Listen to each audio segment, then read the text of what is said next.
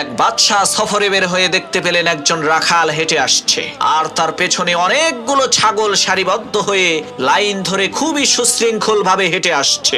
এই দৃশ্য দেখে বাদশাহ খুবই আশ্চর্য হয়ে সেই রাখালকে জিজ্ঞেস করলেন, কি ব্যাপার, এই অসভ্য ছাগলগুলোকে তুমি সভ্য বানাইছো কেমনে? তারা কেউ ছুটে পালিয়ে যাচ্ছে না, কি সুন্দর লাইন ধরে হেঁটে আসছে।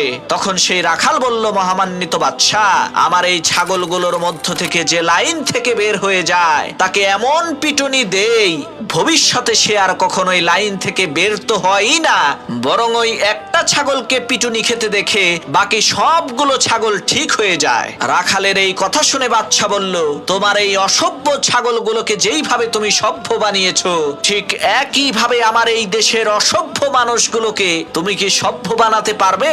রাখাল বলল, হ্যাঁ পারবো।